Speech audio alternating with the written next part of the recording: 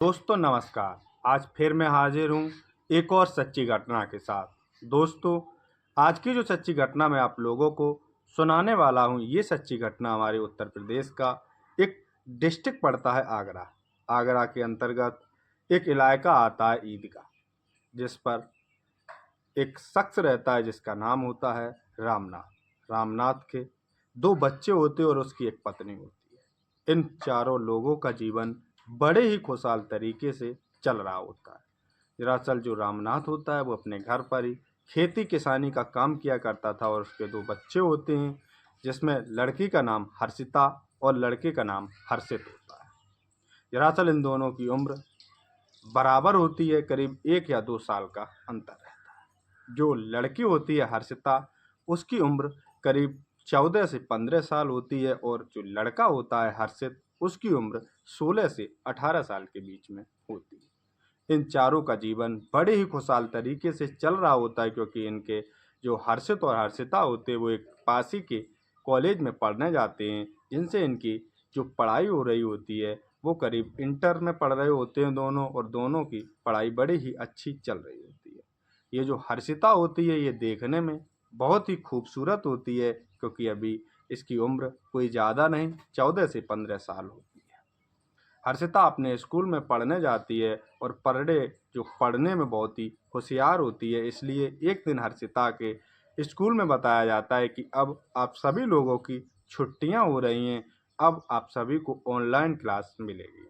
जिस पर हर्षिता के घर में तो कोई फ़ोन ही नहीं होता है जिस पर वो ऑनलाइन क्लास ले सके। इसलिए वो उस दिन अपने घर आती है और अपने पिताजी रामनाथ से कहती है कि पिताजी, अब मेरी ऑनलाइन क्लास शुरू हो रही हैं, आप मेरे लिए एक ऑनलाइन यानी एंड्रॉयड फ़ोन ले लीजिए। उसके पिता रामनाथ अपनी बेटी की पढ़ाई पर इतना ध्यान देते थे कि वो जरा भी देरी नहीं करते और तुरंत उसी दिन बाजार जाते हैं और एक नया 15 से 20 हज़ार का फ़ोन लेके आते हैं। वो अपनी बेटी को देते हैं और वो हर्षिता होती है वो उससे ऑनलाइन क्लास लेना शुरू कर देती है।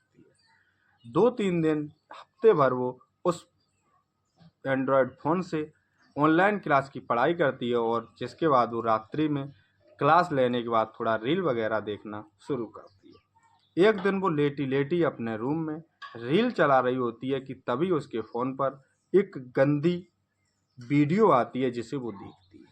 हालाँकि पहले तो वो उसे इग्नोर कर देती है, लेकिन कुछ देर बाद वो फिर से वही वीडियो स्क्रॉल करके अपने फ़ोन में आ जाती है। वो उस वीडियो को देखना शुरू करती है तो उस वीडियो में ब्लू फिल्म के बारे में बताया जा रहा था। हालाँकि जो हर्षिता होती है इसे अभी तक ये जानकारी नहीं थी कि ये ब्लू फिल्म होती क्या है, लेकिन उस वीडियो में यही सारी चीज़ें समझाई जा रही हैं। तो ये उस वीडियो को देखना शुरू कर देती है। देखती है जब ये उस वीडियो से इस फिल्मों के बारे में सारा कुछ समझती है, जिसके बाद वो उनकी बताई हुई वेबसाइट पर जाती है और वहाँ पर वो गंदी फिल्में सर्च करना शुरू कर देती है। वो एक दिन उस गंदी फिल्मों को सर्च कर रही होती है और तभी उसके मम्मी आ जाती हैं रूम में, तो उस दिन तो वो वहाँ पर ही अपने फ़ोन को बंद करके रख देती है और लेट कर सो जाती है। अगले दिन फिर से हर्षिता अपने काम में लग जाती है और अपनी पढ़ाई वढ़ाई खाना पीना करके शाम के टाइम फिर से पढ़ने के लिए बैठ जाती है। उसका ऑनलाइन क्लास जब ख़त्म होता है उसके बाद वो फिर से उसी वेबसाइट को सर्च करती है और देखना शुरू कर देती है। हर्षिता जब उस वेबसाइट पर जाती है तो गंदी गंदी जो फिल्में होती हैं वो आती हैं, वो हर्षिता इसको देख रही होती है। हालांकि हर्षिता को पहले तो ये सब अच्छी नहीं लग रही होती हैं, लेकिन कुछ देर बाद हर्षिता को भी इन फिल्मों में मज़ा आना शुरू हो जाता है। वो इन फिल्मों को करीब घंटे 2 घंटे देखती है तो उसका मन उत्तेजित होता है। वो उत्तेजना इतनी बढ़ती है कि वो अब अपने तन से एक एक करके सारे कपड़े अलग करने लगती है। कुछ ही देर में वो उन गंदी फिल्मों को देख रही होती है और एक एक करके अपने तन से सारे कपड़े हटाती जा रही थी। ये सिलसिला जब ये जो हर्षिता होती है तो शुरू करती है, तो इसे करीब घंटे से 2 घंटे का टाइम लग जाता है और ये अपने ही हाथों से उत्तेजित जो होती है उस उत्तेजना को ख़त्म करना शुरू कर देती है। एक दिन इसका ऐसे ही निकल जाता है, ये अगला दिन फिर से शुरू होता है तो ये फिर से अपनी माँ के साथ अपना जो काम होता है घर का वो करवाती है। इसके बाद फिर से शाम का टाइम हो जाता है और वो फिर से अपनी ऑनलाइन क्लास लेती है और क्लास खत्म हो जाने के बाद फिर से हर्षिता का यही काम शुरू हो जाता है। हर्षिता का अब ये काम पर डे का बन चुका होता है। तभी एक दिन हर्षिता अपने पढ़ाई जो ऑनलाइन क्लास होती है उसको विराम करने के बाद अपने इसी फ़ोन पर वही ब्लू फिल्म देखना शुरू करती है और उसे उत्तेजना इतनी हो जाती है कि वो फिर से एक एक करके अपने तन से सारे कपड़े अलग कर देती है और अपने हाथ से ही हस्तमैथुन करना शुरू कर देती है। ये जो हर्षिता होती है ये काम कर रही होती है तो इसकी जो आवाज़ें होती है वो इसके रूम में गूंज रही होती है। तभी पास में ही इसके भाई का रूम होता है, वो अचानक ही इसके रूम में आ जाता है। हर्षिता को वो उस आपत्तिजनक स्थिति में देखता है तो वो तुरंत ही अपनी आंखें बंद कर लेता है और वापस अपने ही रूम में लौट जाता है। इधर हर्षिता अब बहुत ही ज़्यादा डर चुकी होती है क्योंकि उसे उसके भाई ने रंगे हाथों पकड़ लिया था कि वो गंदा काम कर रही होती है। इसलिए वो डर जाती है और फ़ोन को वहीं बंद करके रख देती है और पूरी रात वो सोती नहीं। बस यही सोच विचार में लगी रहती है कि आखिर अब मेरे भाई ने जान लिया है तो ये मेरे माता पिता को बताएगा और जिससे कि मेरी बहुत ही बदनामी होगी। लेकिन जो हर्षित होता है वो अपने रूम में तो जाता है लेकिन इस बात को किसी को नहीं बताता है और न इस बात का कभी वो अपने माता पिता से जिक्र करता है। लेकिन हर्षिता को तो अब ये डाउट हो चुका होता है कि शायद मेरा भाई ये बात मेरी माता पिता अपने माता पिता को बता देगा जिससे कि उसकी बहुत ही बदनामी होगी। तभी एक दिन हर्षिता इसके दिमाग में यही बातें गूंज रही होती हैं तो एक दिन वो अपने रूम से निकलती है और चुपके से अपने भाई के रूम में चली जाती है। वो वहाँ कहती है कि भाई तुमने मुझे जिस स्थिति में पकड़ा है इस स्थिति में मैं अपने माता पिता यानी अपने मम्मी पापा को बताया तो नहीं। इस पर हर्षित कहता है कि मैंने तो नहीं बताया। तो वो कहती है कि अगर नहीं बताया तो आप जो कहेंगे मैं वो करने के लिए तैयार हूँ। आपकी हर बात मानूंगी, आप जो कहेंगे जो मन माना चाहें मैं मान लूँगी, लेकिन इस बात को आप कभी भी अपने मम्मी पापा को मत बताना। हर्षिता की बात सुनकर हर्षित भी अब खुश हो जाता है क्योंकि वो भी चाह रहा होता है कि उसकी बात ये हमेशा माने। दरअसल जो हर्षित होता है वो इसके मामे का लड़का होता है। वो इसी के घर में रह रहा होता है और यहाँ तक कि वो इसका भाई होता है यानी मामा का लड़का इसका भाई होता है। वो इसके घर में काफ़ी छोटे से रह रहा होता है क्योंकि इसके माता पिता ने इसे गोद ले रखा था क्योंकि इनके तो कोई संतान नहीं, इसलिए वो भी अब इस पर गंदी निगाह रखता है। जब हर्षिता इससे ये सारी बातें कह रही होती है तो अब उसके मन में भी गंदे विचार आना शुरू हो जाते हैं। उस दिन तो हर्षित इससे कुछ नहीं कहता है, कहता है कि कोई बात नहीं, मैं किसी को नहीं बताऊंगा।